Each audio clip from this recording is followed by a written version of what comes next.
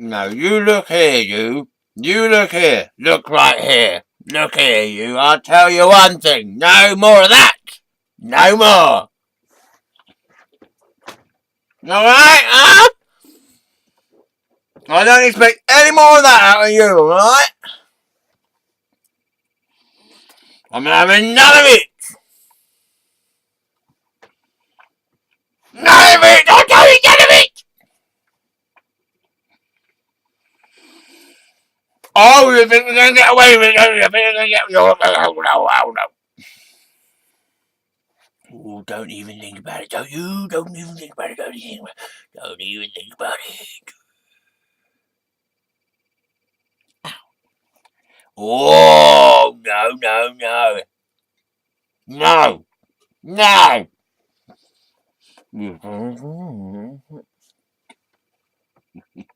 No. What are you thinking of doing, are you? No! Oh, getting leery, are ya? Are ya? Are ya?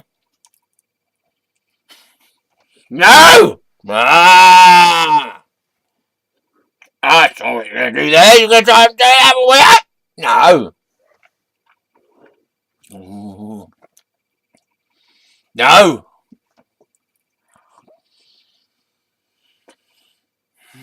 Oh. Oh, you're trying to get away with it. Why are you trying to get away with it? No more! No more! No!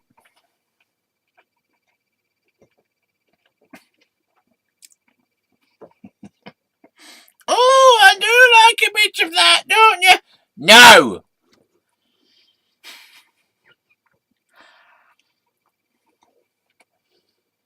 Not even on the weekend!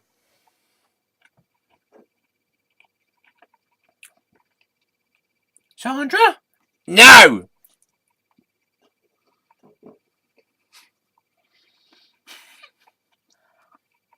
Hello, dear. No! Oh! Are you back? Are you back? Are you with me? Are you here? Right. Now that we got through that.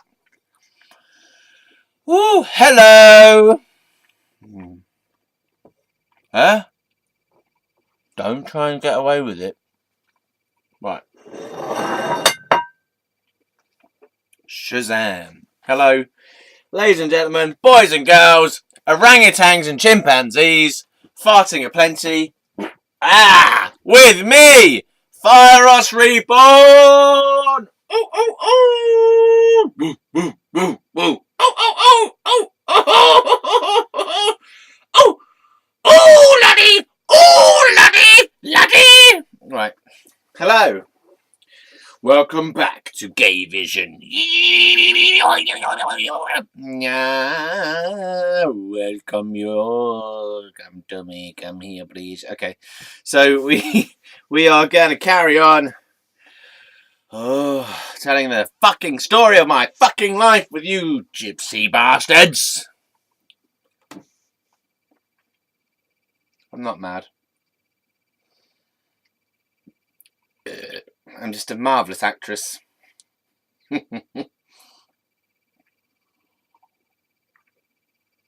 Right, okay, so let's get down to it. Let's jump right in. We're going to dive right into it. Let's just jump right into it. Surely if you're going to jump right into a topic, you wouldn't say you're going to jump right into it. You actually would just jump right into it and actually just start talking about it without saying the fact you're going to jump right into it. Today's topic is, today we're going to talk about fish, so let's jump right into it. Why don't you just start the way like this? Fish! What do you think about fish then? That's the way to jump right into a topic, isn't it? Not saying today we're going to talk about fish, we're going to jump right into it. Just start it off like this. Fish is the topic! Let's talk about fish! I think I've... whatever screws were still fastened down on my brain have wiggled their way loose. Yeah. Okay. So, have you got my marbles? Where are they? Okay, so let's do a summary. So, I was 18. I got fucked up the arse by a banjo. And then my girlfriend fucked me off because she said, I don't want to go out with you because you had sex with a banjo up your ass.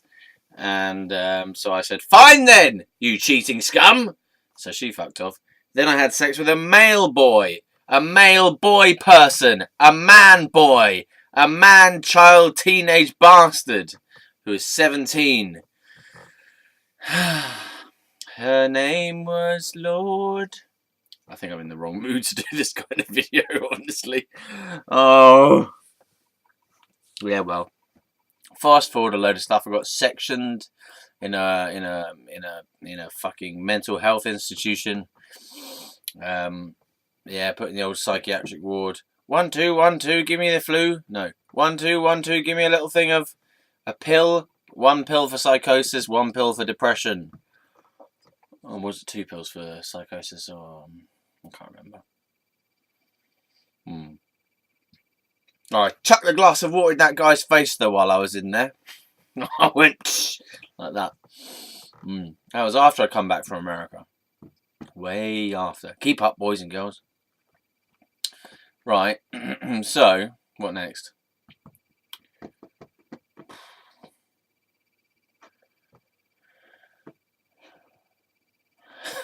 Well, okay. So I got the story to the point where I was living at Cherry's house. A person named of Cherry. Cherry's. Her name was Cherry Whittlebaum. That wasn't her surname, but it's fun. It's a fun name. You going to question me on it? How do you know who her surname is? Whittlebaum it is. Right. I hope you're laughing, you scums. Right, let's focus on the realities of the situation. There is no realities of the situation. This is all in the past. None of it exists anymore. It's all gone. It's all gone. Gone, I tell you. Gone into the night. Okay, so I was living at Cherry's, not working. I was not working at Cherry's. I was working at Cherry's, Cherry Whittlebaum's.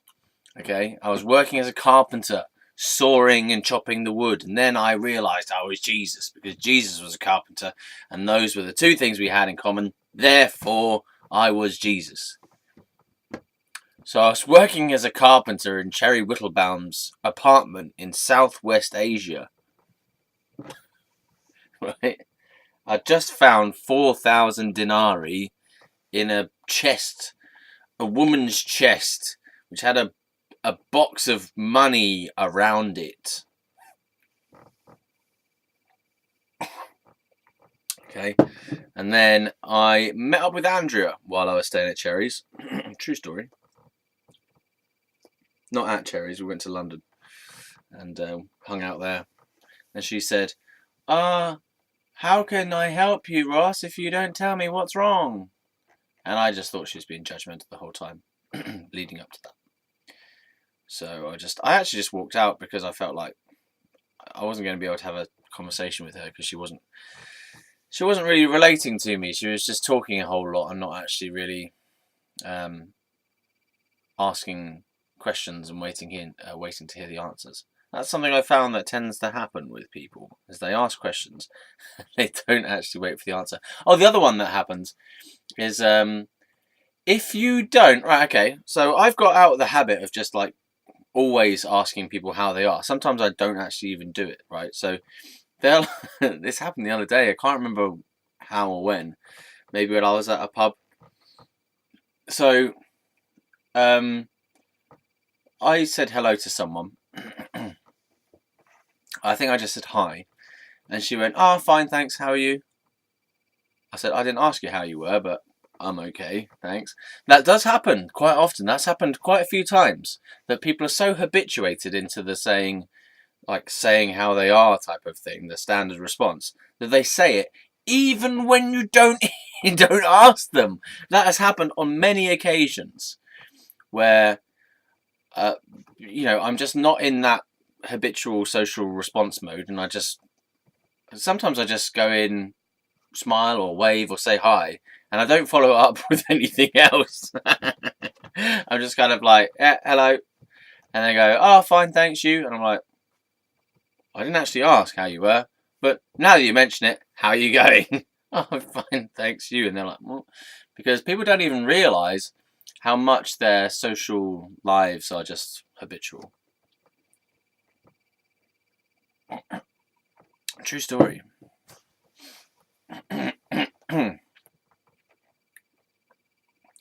It's almost like the record is already playing before you even get there. Of like the whole life is just on a record, you know. And then you come along and you just hear a part of the record, and then you move along. It's not like they're actually playing the instrument, you know. To take that musical analogy, they're not actually playing the instrument consciously, actively participating in their lives. You know, there's just like, and you walk away and it will just carry on exactly the same as it was. It's not like you come along and people are actively thinking about their lives and engaging in their lives in a sort of conscious way, in a decisive way, in a responsive way, in a way that they're aware of what's going on around them, you know. I don't really think I'm in the right mood to do a video today on this topic. Let's open this up. Why am I not in the right mood? So, well, I got to Cherry's house. I was at Cherry's. I met up with Andrea briefly. That was cool because I got in touch with her via email. I was also in touch with my dad via email, but he didn't know where I was. So I was a missing person in the eyes of the law and my parents. My parents didn't know where I was, okay?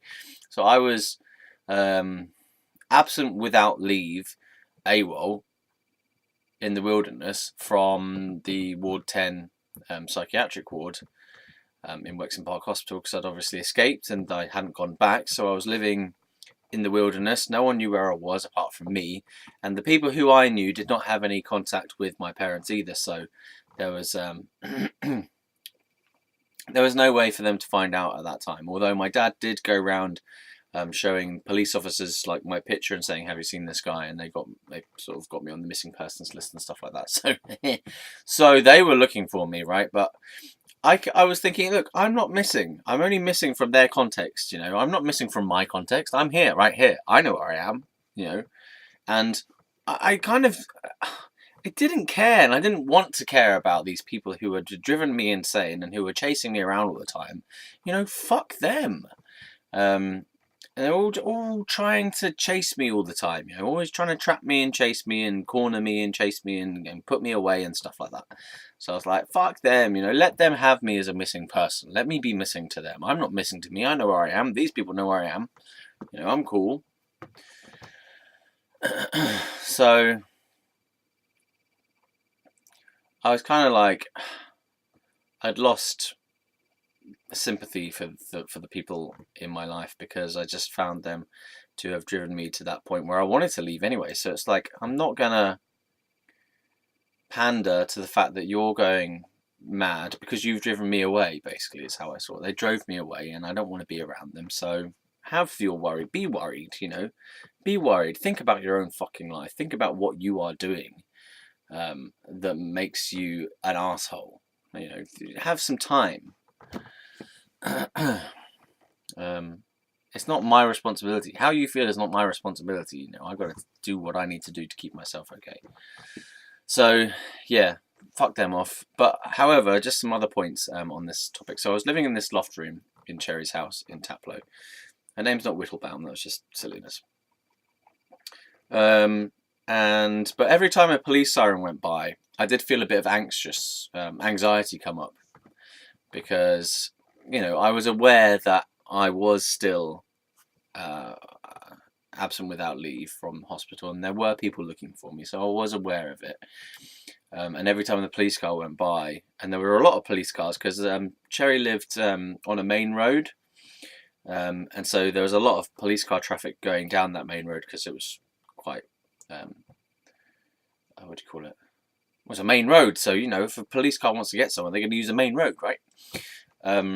so I'd hear them going off, and it's quite close to the house. So, and a way to help me deal with that feeling of anxiety and to sort of be able to cope with it and tune it out. What I did was I just made a little tally chart, and I just ticked off every time I heard a police siren, because it just sort of made me feel like, okay, look, if why am I going to get scared of every single one that goes by? You know, the last one didn't come and get me. The one after that didn't come and get me. The one after that didn't come and get me. So how come I'm still scared every time? So let's just mark them down and just kind of, it was like a way of me becoming aware of the fact that, well, they don't actually know where I am. And it's actually got nothing to do with me, these police cars going by. So it just helped somehow. It really actually did help, though, because by doing that ticking thing, I just put a little mark on a little tally every time a police car went by with a siren on. And somehow by doing that, after a few days maybe, it just went down. I didn't care about it anymore. I was like, okay, I'm cool now. I feel better. Yeah. So I spent a lot of that time in that room drawing, writing, putting things in envelopes, peeing out the window, exploring the room, just looking at stuff. Yeah, and I've got this camera as well, this little throwaway type camera, and I'd just taking pictures of random stuff. What did I do? Oh yeah, so I had this other thing where I figured that I could like note down the rhythms of the universe, and all the rhythms of the universe that I could figure out was that at about 3 o'clock a lot of mums went into the Sainsbury's in Taplow, or about 4 o'clock because they just come out from picking people up from school. That was the rhythm of the universe. Yeah. And I was interested in nature as well. I was always looking at nature, the plants and stuff, and seeing how they grew, and trying to make spiritual analogies from the way that the plants grew and how they sort of grow up and out, and then they wither and shrink down and die. And that's like the analogy for all things in life. We grow up and out, and then we shrink and die. So I was looking at that. I made up a new number. It's in between 4 and 5. It's a whole number. It's not 4.5. It's I forget what the name of it is, but I'm going to remake it up. Five. Right, so it goes 4, 5, 5. It's a whole new number, undiscovered until this point. So it still goes all the way up to 10. 1, 2, 3, 4, 5, 5, 6, 7, 8, 9, 10. So, you know, I managed to, I just don't know how, I just stumbled upon it really. You know, I was just wondering about things. And then all of a sudden there it was. And I was like, there it is. It's a number in between 4 and 5. A whole number that's gone undiscovered this whole time. Yeah, so, you know, I did a lot of good work for humanity during that time. So, you know,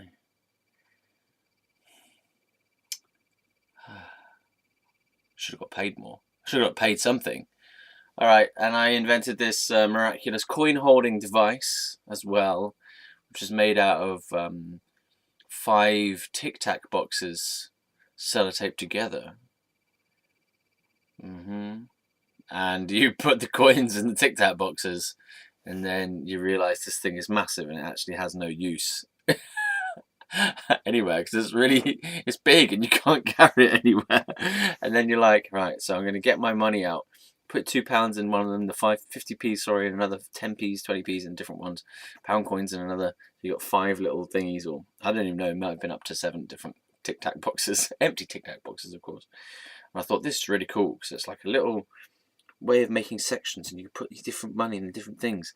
And I was like, yeah. But then when you actually try and use that as a device, and you're like, right, hold on a minute, I've got to count out £2.57. Let's open the thing for the Tic Tac box for the £2 in. Get a £2 out. Oh no, all my £2 have fallen out. Okay, I'll just put the other ones back. I've got £2 there. Put the lid back on right now. Let's open the lid for the 50p one. Shake out. Oh, all 50p's have gone everywhere. Okay, let's put the rest of them back. Just take one out. Okay, put the lid back on. Right, now what was it? 57. Okay, so 5p there. Let's get 5p's out. So it was stupid, but I thought it was going to be cool, and it was. It looks cool. It feels cool, but it has absolutely no purpose for coins anyway. I mean, it might be useful for something else. It's maybe good for like medication dispenser type of thing. But I was just quite excited of the fact that about the fact that I'd created this thing that probably no one else has ever created. Actually, people probably have created that before, but I found it interesting anyway. I was like, yeah, I was going to real kind of wacky inventor phase. Yeah, so I did that one, the Tic Tac box device. Oh yeah. So I was trying to like work on my Rain Man type powers. You know, like those powers of being able to count loads of things all at once just by a snapshot. So the one I was trying to do was to add up sums of money really, really quickly all in one go. So I put these monies out in a row, and I wanted to be able to just like look along the row and go, right, it's like £5.28. Okay, and it's so stupid. But I'd be like adding them up as fast as I can in my head, so that I could try and like, just know it just by looking at it. Boom. So I'd obviously put out a load of random coins. I wouldn't decide what it was going to be to begin with. I'd put out sort of like do it eyes closed type of thing, get coins out, put them in a row, and be like, okay. And I was terrible at it, but I got Rowan to do it as well. I don't know why I thought it'd be useful. I thought you got to know these things, you got to be able to do this, so that you can just you got change, you can just look at it, boom, and you'll be like, I know where it is, and then you're quick in the world, quick. You gotta be quick in the world, right? So, so I did that, which was also very silly. I spent a long time just looking at pound coins and 10p's and just going like that and seeing the shininess of them. So yeah, that was fun. I still do that occasionally because you can get shiny, very shiny coins and just go, whoa, it looks massive. You put it really close to your eye, it looks massive. Okay. So what else did I do? Okay, so I went, honestly, this is a bit of a confession now. I went to the Sainsbury's nearby in Taplow, and I did go and look for some rat poison to poison my parents with. But I didn't buy any because I just thought, I probably shouldn't do that. Yeah, so I decided not to kill my parents again. I was thinking when I was living here, oh man, where's that air rifle? Maybe I could shoot them with the old air rifle. Oh, but instead I almost killed them with the bread knife, but I didn't get far enough. I just decided not to in the end. So those are my confessions of my evil madness. So there was madness and there was some evil madness, but none of the evil madness ever got very far, which is good on the whole, I think, isn't it? Really, if you think about it. So you might be thinking, oh, how come he's joking about it? Man, the amount of time I've spent thinking about that time and writing about those times of the things I almost did but didn't do, it's just not worth getting traumatized about it anymore. And I've kind of gone past the point of being traumatized by my past behaviors. I'm like, I can't be bothered with it anymore. So it might be unsettling or jarring for you to hear it like that, but I can't keep myself in bondage to those things anymore. I can't keep myself trapped in the feeling of guilt forever about it. I need to have made peace with that, and I feel like I have, because I've confronted it over and over again. I've spoke to my parents, or I spoke to my dad certainly, about the stuff that happened, and I just feel like I can't hold myself accountable to that forever. It's like if I'd gone to jail for something, then I would have spent my time and I would have had time to think about it. And I feel like I've had my time in psychological jail about these things, and it's time to rehabilitate and be free from them and to not allow them to affect me anymore. So yeah. But yeah, I was looking at rat poison in the aisles of Sainsbury's. I decided not to. And I think I bought some crisps or some Tic Tacs instead, which is probably on the whole a better thing to choose, I think. Then I noted down the rhythms of the universe, where there were people coming in at certain times. It was busier at certain times. It's the rhythm of the universe. Okay, I used to talk to random people on the street as they passed me by. I told one guy about that extra number that I found, and he was very impressed, I'll have you know. I even wrote a letter to my old physics teacher, Mr. Hallows, about my discovery, about the number in between 4 and 5 that I discovered. Obviously, it was a joke, but it was still, I found it quite funny. I didn't genuinely believe it, but it could be real, because obviously numbers are something we've created, aren't they? So, no numbers actually exist in the real world. There are no, numbers are just symbols when we write them down. They don't exist as independent entities, do they? You don't ever see there's no physical component of a number. A number is a representation of physical reality, but it's not actual. It doesn't have an independent existence. It's a way of grouping things. Isn't it now? That's just my thoughts on the numerical system. Just a way of grouping things. Or separating things out. Yeah, okay. What else did I do while I was at Cherries? I didn't actually try to flirt with Emily, Rowan's girlfriend, but I did fancy her, and I did draw a picture of her for myself. And I probably wanked about the picture, or maybe even her as well. Well, it's true, so I may as well say it. What else did I do? Went down by the river occasionally. Hung out in my evil lairs off the side of the road and just sat about and looked at stuff and maybe drew or whatever. I was always quite annoyed that there would never seem to be anywhere I could actually go that had no interference from other people. And I still haven't really found a place where I can go where there's absolutely no possibility of anyone ever coming there during that time. I just want somewhere like an isolated room. Maybe for example, a rehearsal studio that I can lock the outside door from the inside. And then you got like 3 soundproof doors before you get to where I am, and I could just sit there in the middle in meditation in absolute peace and quiet. Maybe air coming through an air filter thing. Just absolute peace and quiet. No one to bug me in the middle of the country. And if anyone did want to bug me, there's no windows or anything. And if they're outside waiting for me, then I can't hear them because they have to get through 3 doors and they can't get open. Can't open the door. I just want to be somewhere absolutely away from everyone, so that I can have no external stimulation whatsoever for a period of time.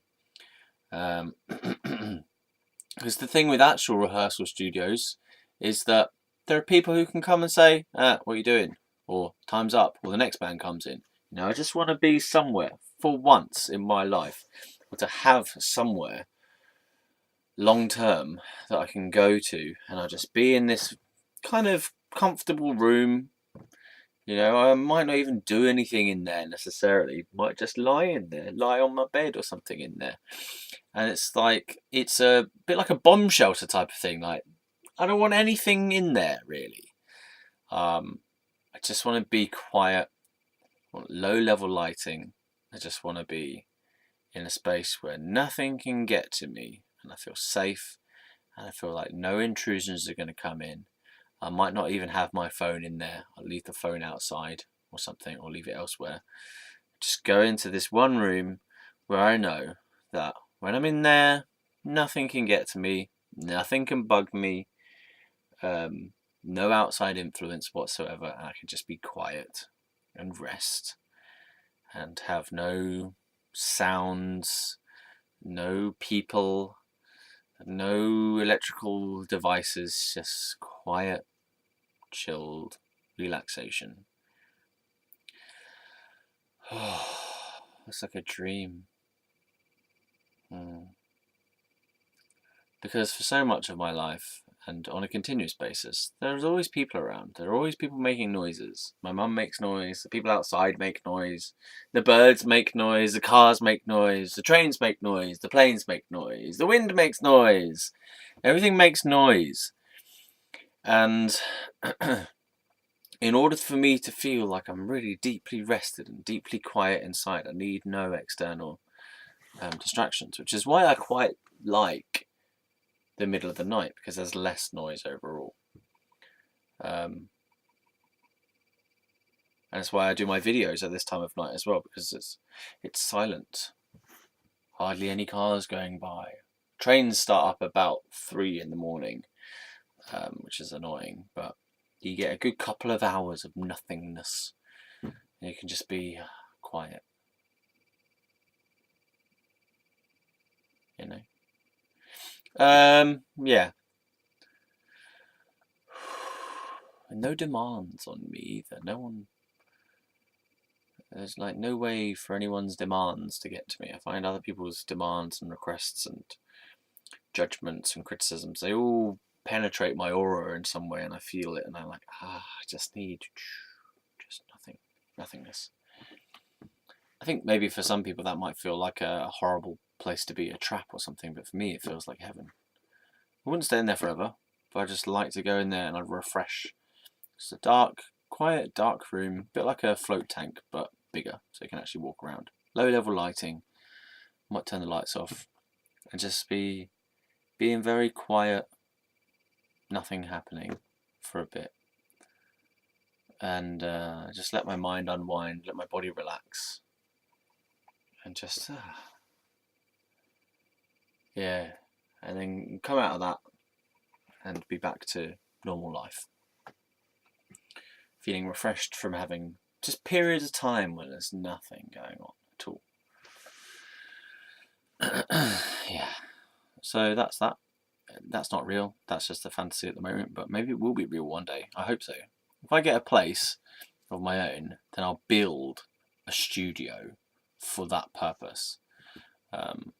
Or like a room in a rehearsal recording studio in the back garden somewhere that is dedicated to meditation or sitting around, that's got no other purpose than to just be a quiet little room. Like a prayer room, really.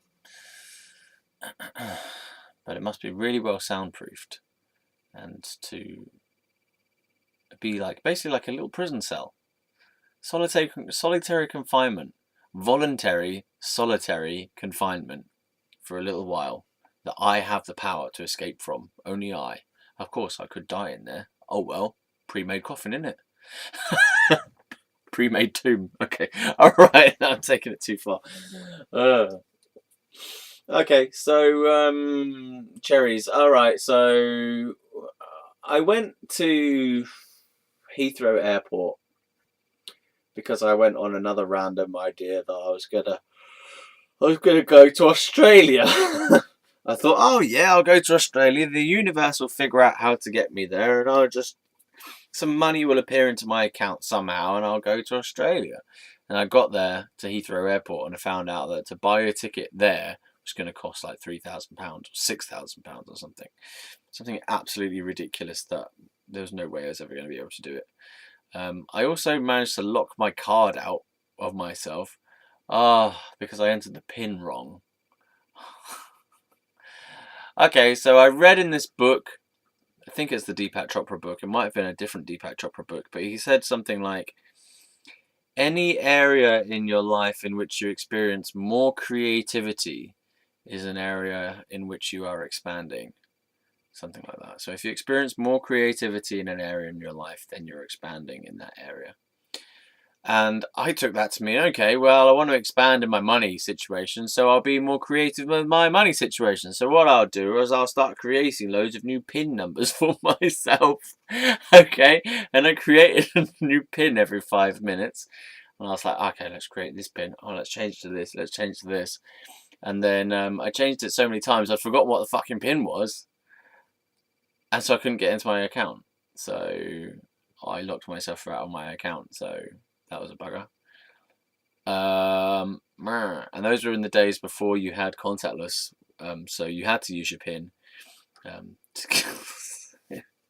So that was stupid. Oh, man. And then, while I was at Heathrow with my plan to go to Australia, I had my little rucksack on. I was like, right, I'm going to go to Australia. How? I don't know. Universe is going to sort it out. Oh no, I've locked myself out of my account. I remember I just lay on the floor in Heathrow Airport actually going like this. I've locked myself out of my account. No one actually said anything to me, but I remember lying on the floor in Heathrow Airport going, I can't remember whether it was at Heathrow or at Stansted that I wrote a letter to Andrea. I used to write letters to Andrea all the time whenever I was like upset. I never sent them, but they were just a way of me kind of venting. I used to address it to Andrea and talk to her as though I was actually talking to her. So I think it was at Stansted Airport when I was staying there overnight and stuff that I wrote a letter to Andrea, basically saying stuff like, "Oh, I don't know what's going on with my life, you know." Things have messed up, and the mental health services or whatever, and everyone thinks I'm mad or something, and I'm having a really hard time and stuff like that. Never sent it, but I felt really emotional doing it. And every time that I wrote to Andrea during my mental health days, every time I wrote a letter to her, I would always feel really emotional. It felt like some way that I could get in touch with my deeper feelings just by writing a letter to her specifically. Almost like she was the only person who... I felt like she was the only person who truly loved me. That's why. So, my parents, they kind of loved me, but their love was more support in terms of physical support, like, money and house and clothes and water and food and stuff like that, and support with regard to encouragement in life, but I didn't feel loved by them. Whereas with Andrea, I felt loved. I felt cared for in a compassionate sense. I didn't really feel cared for in a compassionate sense from my parents. In a compassionate, empathetic sense, I felt like they wanted the best for me in terms of my life structure and my life situation, but I don't feel like they really understood me emotionally or cared about me emotionally. But Andrea, and also my childminder, nanny person, Maggie, I felt like she cared about me from an emotional point of view. But Andrea was the person who had cared most about me in my life. And so when I wrote letters to express my feelings, I'd write them to her because I felt like she, if anyone cared, she would care. She was the only person who had ever really been able to know how I was feeling and to say the right thing, to show that she cared. And to be selfless as well. When someone cares about you and they don't take any care for themselves, well, they're being there for you. So when someone's genuinely there for you, they're not worried about themselves in any way. They're just right there. They're right there for you, and they are being there for you when you're in need and when you're feeling strong feelings. So she was someone who was like that for me. And I extrapolated that out to, like, from her memory, I'd talk to her and write to her and stuff and think about her, and that would help me feel cared about still. So yeah, it's kind of sad though, really, because I had to take these tiny slivers of someone who cared about me and extrapolate them out to, at least I felt cared about by someone in the world. Yeah. And honestly, the things that have really helped me in my life have been when mental health professionals or counsellors, the things that stuck out to me most from mental health professionals or counsellors, the things that stuck out to me were when they weren't doing their job, they were just caring.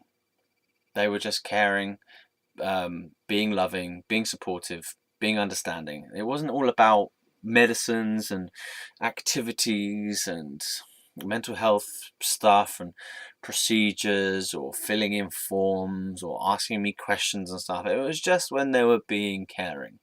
Those are the things that really stuck out to me, and stood out to me. Yeah. And it's like when they were just caring, they were just being loving or encouraging. I remember one person, she said, "Love yourself, Ross," and that really was nice. And just with the tone of people when they're listening and they're understanding you and stuff. Another person, one of my therapists at one point. This is way after hospital, way after I've come out of hospital, finally come out of hospital for good.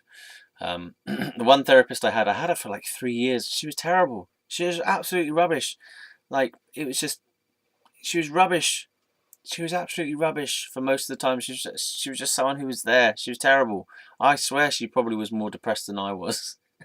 She was rubbish. But we had like one good session, and the one good session stood out.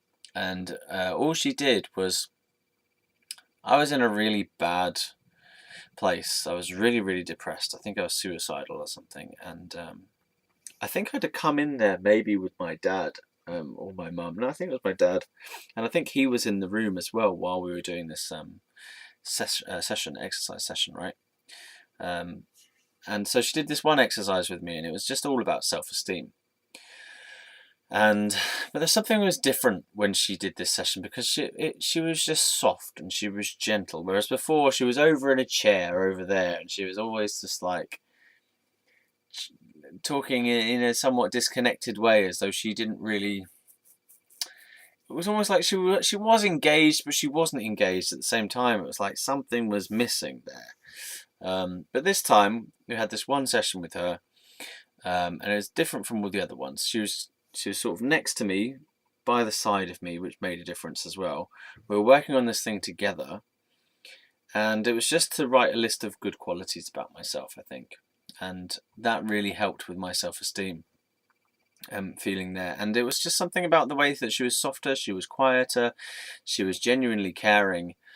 Whereas before, she'd been thinking about things in a very mind-based way, and she'd never just said, "ah."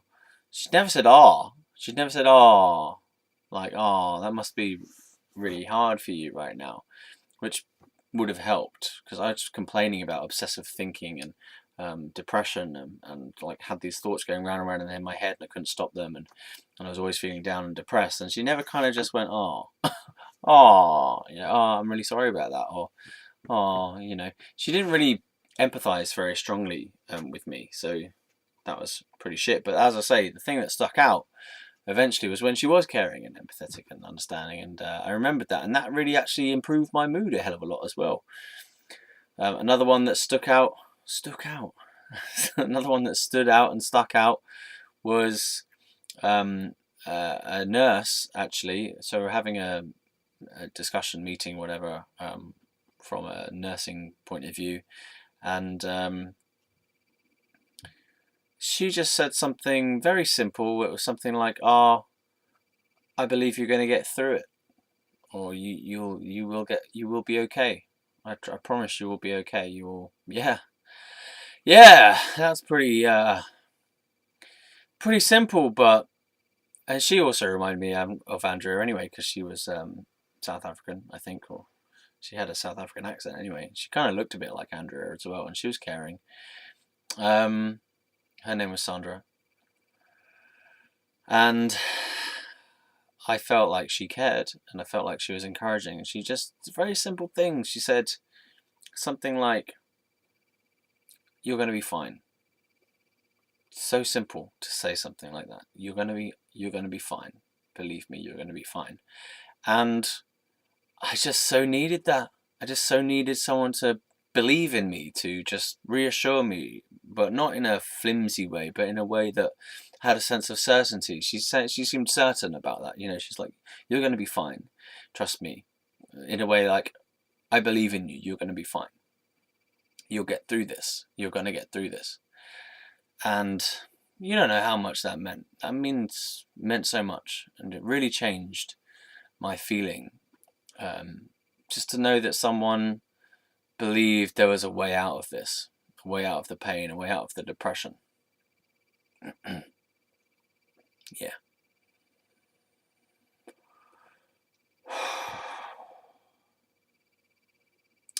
So anyway, back to the story. I was in Heathrow. I'd locked my number out of my card, as in I'd locked myself out of my card by the stupid PIN number change. But I was still thinking somehow that I'd get to Australia. I don't know how.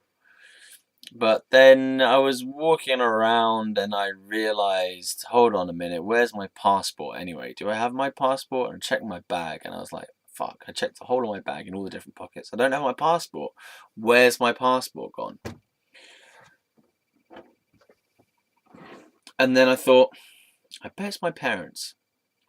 You know, they're trying to make sure I don't run away again because I went to America and they were desperately afraid I was going to end up in a ditch or whatever. And I was like, I bet it's them. I bet it's my parents have nicked it. In fact, I know it's my parents have nicked it. No one else has had my passport. No one else would have wanted my passport. It's my parents, they've nicked it. Okay?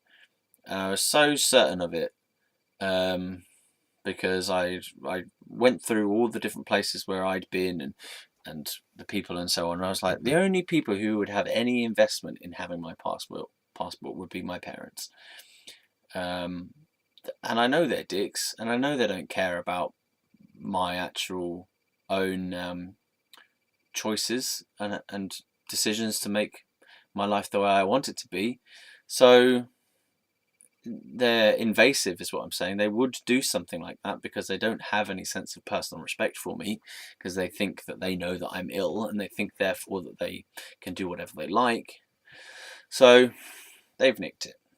And when I found that out and realised that was the truth of the situation, I got really pissed off. And honestly, I got ready for a fight. I got ready for a confrontation about that. I was like, this is going to be... I felt all, you know, God, how dare they do this to me? So I got really angry and I got myself all pumped up and stuff, ready to go and get my passport back from them. I ordered a taxi. I had some money. I don't know where I had that money from, but I had enough money for the taxi. Yeah, how did I get that money? I don't know. Ah, the money that I'd found the money. So obviously I hadn't put all that money in the account though. I'd only put some of the money in the account, so I don't know what my idea with the Australia thing was, because maybe I was thinking of using some of the money. Did I have some of that money with me? I don't know. I can't remember what I was thinking honestly about the Australia trip, because I didn't have enough money to get to Australia, even from all the stuff that I'd found. So anyway, I paid for the cab to get to this place from where I was living. By that point, my section 2, with a 28-day period that started when I was originally sectioned here, and then carried on while I was in Ward 10 in there for 6 days, then carried on in the background as a legal thing, legal period of time, while I was a missing person in the eyes of the law and in the eyes of the hospital and in the eyes of my parents. So that section 2 continued for the 28-day period, and when that 28-day period had run out, I was like, okay, it's finished, okay? And now I've found out as well that my parents have nicked my fucking passport, so I am going to go back to my parents' house and I'm going to get my passport back off them because I need it it's mine. It's mine. So it's mine. What more do I need to say than that? It's my passport. I need it. It's mine. It belongs to me, so I'm going to have it. So it's of me. It's my passport. Like, what more do I need to say? So, like, on what right do they have to hold that anyway? So I was like having a go at them. I was just expressing it to them. No, I'm trying to say that while I was in the cab, I was having a go at them. I was like talking to the cabbie about them. I was like kind of saying to the cabbie, like, you know, these guys are they've got my passport, and that's not right, is it? And he was like, no, they shouldn't have your passport. And I was like, yeah, damn right. So I'm going to go back there and get it off them. And he was like, yeah, okay, good for you. So I was all feeling like all pumped up and stuff by the time I got here. Got here and immediately confronted them, and immediately they started lying. I knew they were lying. I can tell they're lying. You can just tell when someone's lying to you. Well, I can just tell when someone's lying to me, sorry. And I knew for a fact. Don't ask me how exactly I knew, but I just knew for a fact that they were withholding that passport from me, and they were also withholding the truth from me, which made me even more annoyed because I knew they were lying to me. And even later on, they admitted that they had taken it. So I was in the right all along, and I knew I was in the right. I knew that insight was a clear insight. Okay, I just knew it, and I knew they were lying to me. I could just tell the way they were saying things and dodging the question and stuff. I just knew they were lying to me. I knew they had my passport. So I was pissed because they were lying to me, and also doubly pissed because they'd taken my passport, and then they were lying to me about it. So, and you wonder why your son is angry. You do these things, and you wonder why this person, your son, is getting angry at you and shouting at you because you've just gone and done these things. Like, you try and stop your son from having his own property, basically. You stop your son from giving away his own items. You stop your son from having his own items, even. What are you? No wonder your son is mad and angry.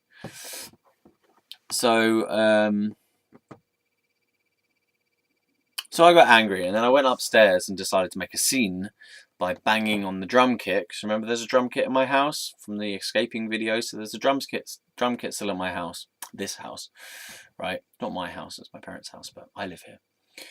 And I was banging on the drum kit, blah, blah, blah. Give me my passport back. I know you're lying to me. Bang, bang, bang. Where's my passport? Give me my passport back. Making a massive scene because I figured that, that's some pressure. Let's make a massive scene so that they will want to quieten me down, and maybe they'll just say, okay, here's the damn passport. Bang, bang, bang, bang, bang. Give me my passport back. Why don't you give me my passport? I know you're lying to me.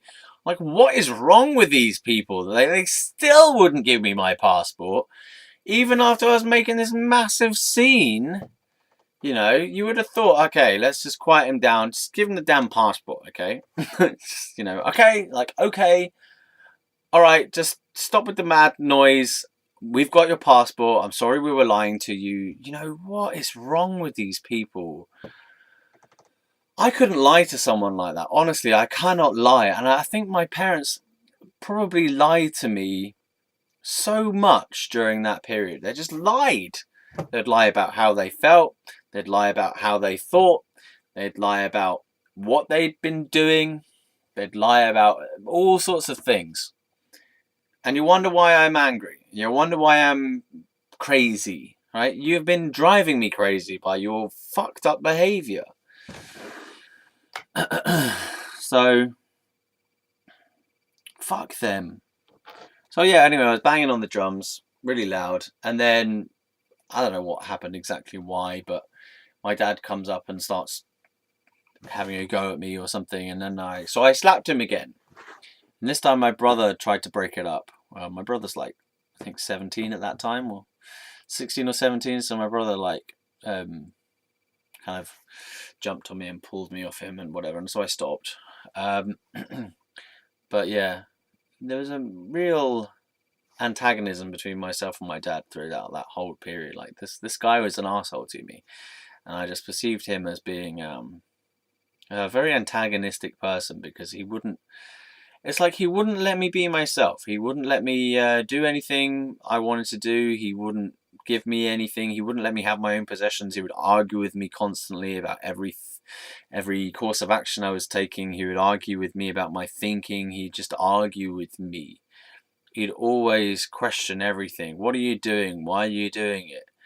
Just constantly arguing and trying to reason me out of my beliefs and reason me out of my thinking, and just fuck off, leave me alone.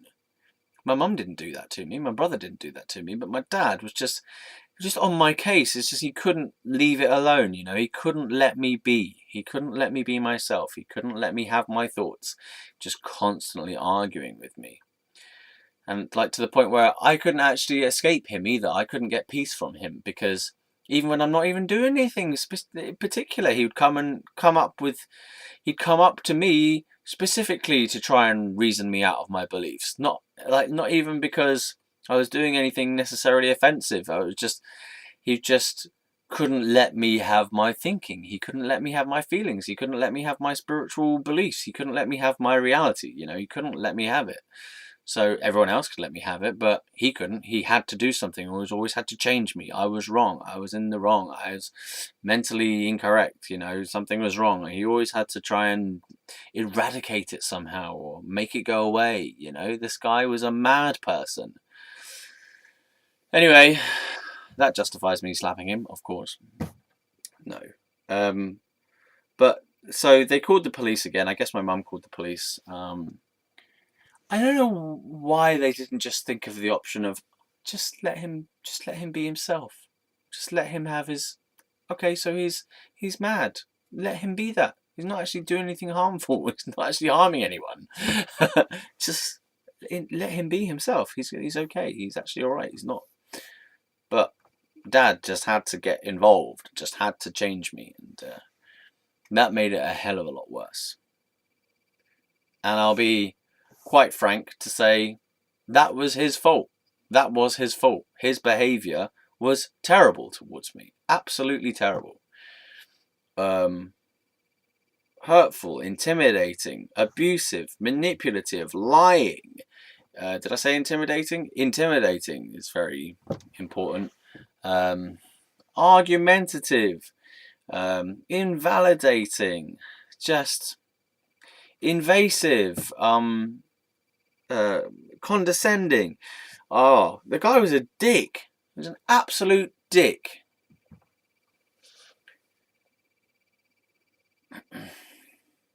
Anyway, so they called the police again. This time I got brutally arrested because the police didn't know, like, no, fuck that. Fuck that. I was about to just use the PC line of thinking about it. Fuck that. No. The police came in, they used excessive force to arrest me. Alright? So the police came in, they saw me, they identified that I was a person who needed arresting, okay? And then they just basically piled me to the floor, shoved my arm behind my back. I hadn't done anything to assault them, or I wasn't displaying violence at that time. But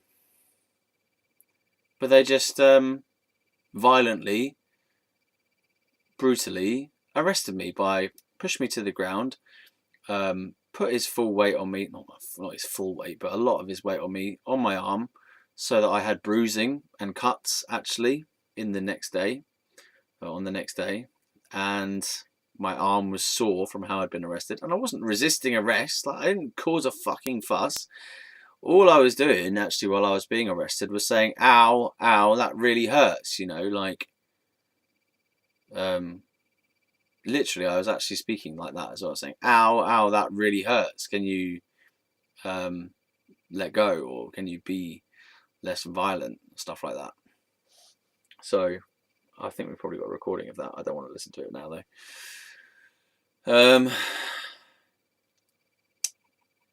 Yeah, so that was brutal and that was unnecessary, and I've always since then been aware of the police's tendency to use excessive force. I think the police, honestly, this is just my point of view, whenever I see police dealing with people on an arrest, I find them very brutal. I find them use far too much force. It's like they're full of this. The police are full of this jittery, angry, justified, self-righteous, I'm a policeman type of feeling, and they're always like that. The amount of, I saw this guy get tasered in Sainsbury's because Because why? I don't know, really. I think he'd nicked a bottle of rum and he was drunk, but he wasn't hurting anyone, and they just tased him. Like, it's horrible. Really horrible. And I've been arrested violently. Um, I've seen other people. They're so rough. They're just so rough, unnecessarily rough. Um, they just like pile onto you. They use far too much force, and it's more about the attitude that they have as well. They seem to enjoy it. That's the thing that troubles me, is that they seem to enjoy this whole thrill of catching some bad person. Like, and I'm just there thinking, this is a human being. Okay, they might be dangerous, but don't start getting some kind of sadistic pleasure out of the fact that you're putting some criminal bastard away. You know, as far as I see it, you're just as bad as them at this point. You're just as violent and just as dehumanizing as these people who are supposedly committed crimes are. So, you know, I see the police as human beings, and I see criminals as human beings, and I see non-criminals as human beings. I just see people, right? And I see people being violent, nasty to each other. I don't care if you're wearing a fucking uniform or not.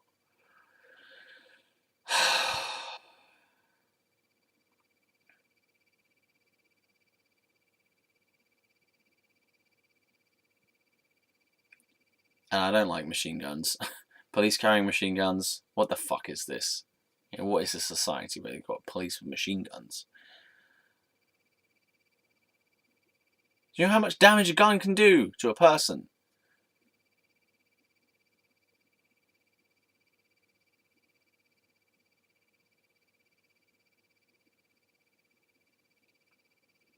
You know, my thoughts about gun control really is just need to stop making them. Not about buying them, making them illegal. We just need to voluntarily decide to stop making them. We just need to go, okay, we'll make less this year. All right, we'll make a bit less this year.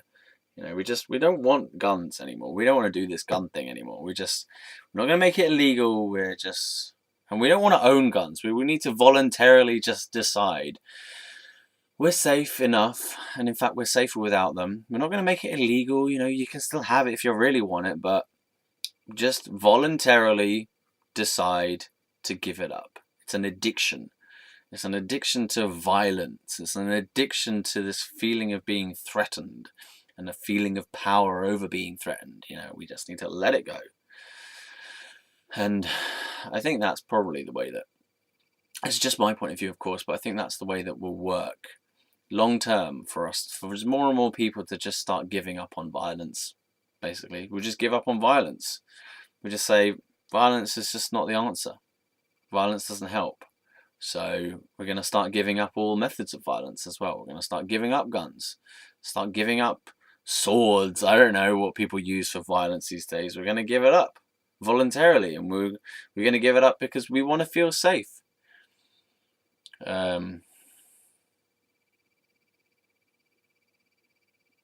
I mean, I don't think it's going to work unless some people have just got to take decisions who have been committed to violence or the potential of violence, of threats and guns and stuff, and to just say, I don't want to do it anymore. I'm not going near it anymore. And I'm not going to teach anyone to do it either. I'm not going to like inculcate this culture of warmongering and arms trade. I think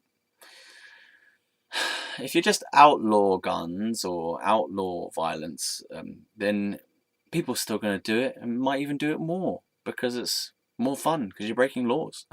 You know, I think it's just got to be voluntary. I think you just got to educate people on the consequences of violence and educate people about their own emotions, and why they feel those needs to own guns or to be violent or to have whatever. We just need a lot more care, a lot more compassion of people, so that we don't have the need. We don't feel a need. It's all based around needs and feelings. If we're feeling threatened, then we're going to want to have a way to protect ourselves. So if we don't feel threatened anymore, the safer we feel and the more calm we feel overall, then the less we feel a need to protect ourselves all the time. So I think this is just a personal prophecy. the way we're going to deal with guns and violence overall is voluntariness. We just need to be voluntary and just give things up. And stop making them. Just decide we're going to stop making them, and we're going to stop buying them. If you stop buying them, then they stop making them. Yeah. So, what's that got to do with anything? Guns? Oh yeah, so the police, because they're violent and stuff. Fuck the police, they're dicks. I